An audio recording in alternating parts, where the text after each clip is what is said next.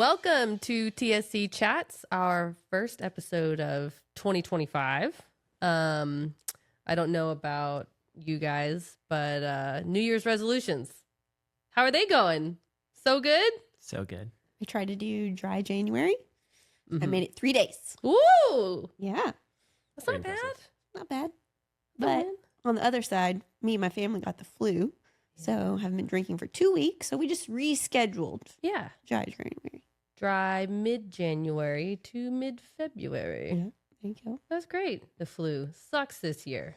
So Yeah, bad. it's pretty bad. It's okay. We'll throw the tissues at you if you need them. Thank You you. sound great. Apologies if I cough in the mic or anything like that. You look great. You sound great. Got your pink on. Love it. Yeah, Yeah. y'all are crushing the vibes. Yeah. I had no resolutions this year. I'm just trying to 24. Let's just 25 be good. That's my resolution. Yeah. Yeah. I didn't make any either, but that was out of laziness. Mm. I was like, I feel like we're doing okay. Yeah. Could be worse. Maybe next year. Mhm. 2026 is going to be our year. Just kidding. It's going to be great. I don't have a good segue. I don't have a segue. Okay, well, instead of cutting this out, I think we should leave it in because we didn't have a segue, a very good one. But we did have a topic we wanted to talk about. So let's do that. Last time we talked about ABX, which we've been hearing a lot about. We've been talking a lot about.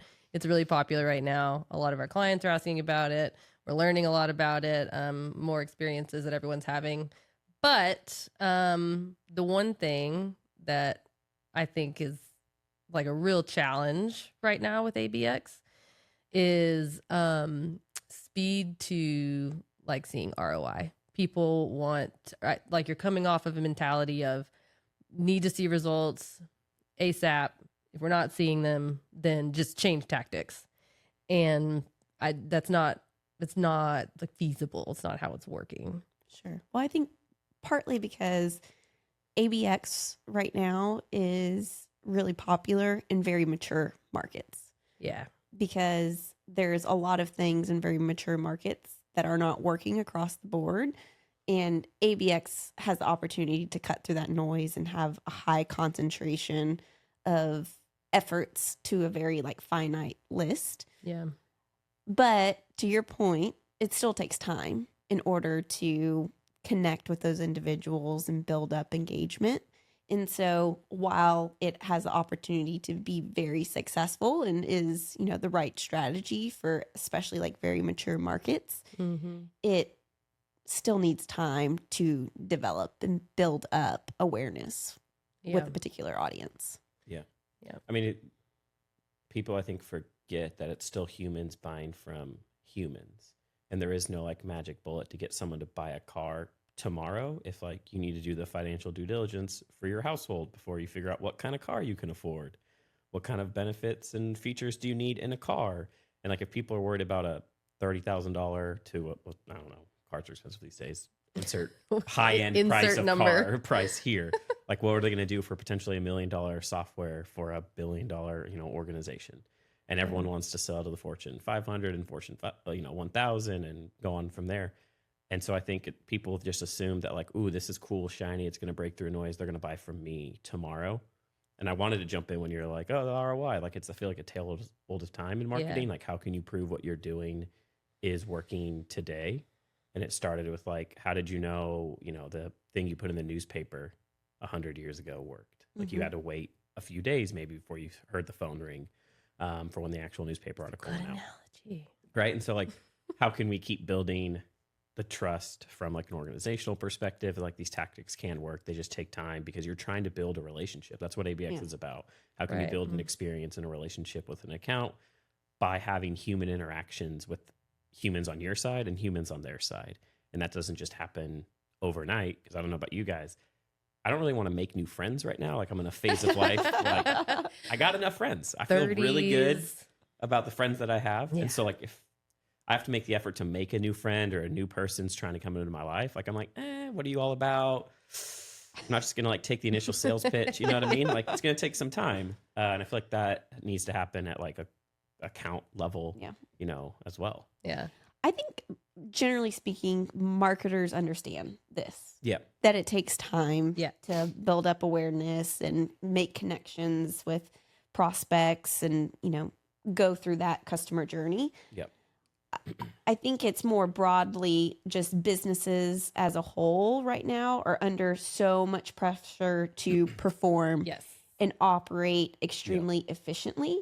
And ABX definitely is operating like extremely like efficiently. Yep. I think there's other things that organizations can be thinking about to implement efficiency in marketing. Like take AI, for example, right now. AI is very much like a topic of discussion across all aspects of the business. And I know it's something that we internally at TSC are spending a lot of time, talking about, partly because, we're building out Zora, which is going to help us, produce content for organizations based upon a fine-tuned model in an extremely efficient manner.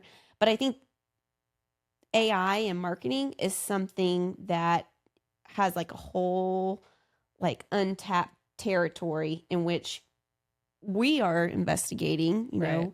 pretty heavily this year. And I think will become more and more common for, marketers and organizations to be exploring that as well. Yeah. Because there's a lot of tools out there right now that work. There's a lot out there that don't work. And so by building up knowledge base more readily around like what's working and what's not, and more tools like Zora, for instance, coming into the picture, I think is another avenue for, efficiency to be, introduced from a marketing perspective. But that's like a transactional, like, do I hire an FTE? Do I invest more in AI with the people that I have? Do I get a part-time person to help? Like, I think proving the ROI of AI could actually become relatively quick because you'll be able to see a bottom line adjustment almost instantaneously. Like you didn't hire another FTE. You're not paying for new benefits. Whereas like on the marketing side, to try to get people to realize like that ROI doesn't happen unless you have an opportunity created in the first, month. And I think it's like the things that I think marketers know is like nothing's really transactional anymore, like to the degree of most of the people like in the clientele that we're talking to.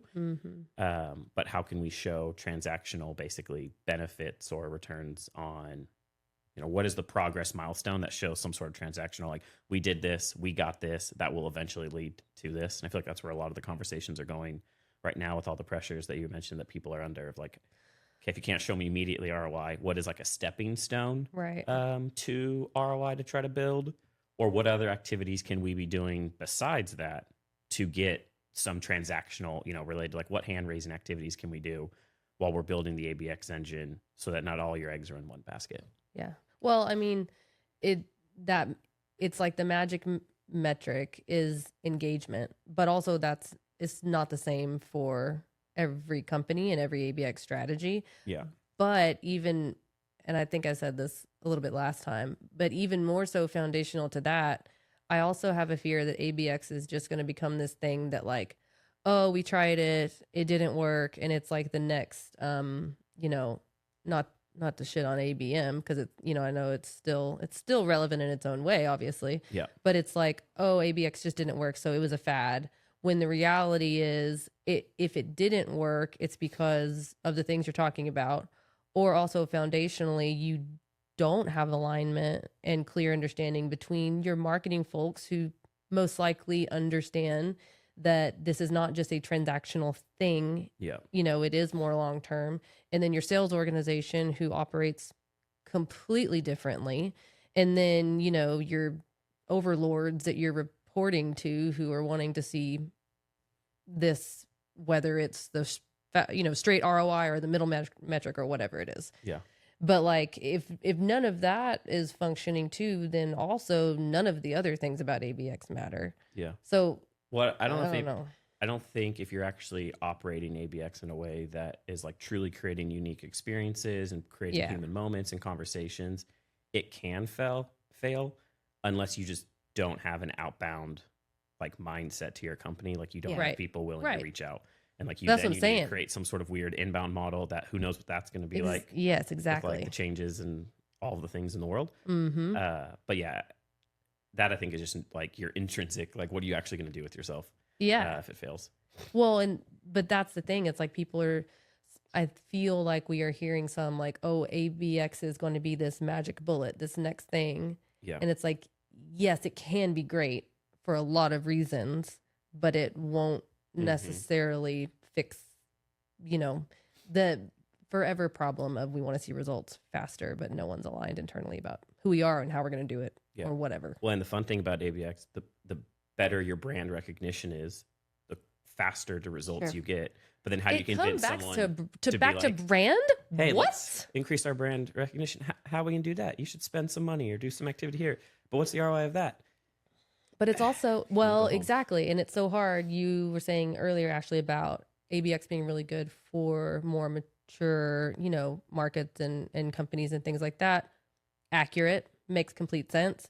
Also, those are the companies probably not spending a ton of money on brand because they can't. They're not given the funds and the leeway to do so because of the proof of ROI.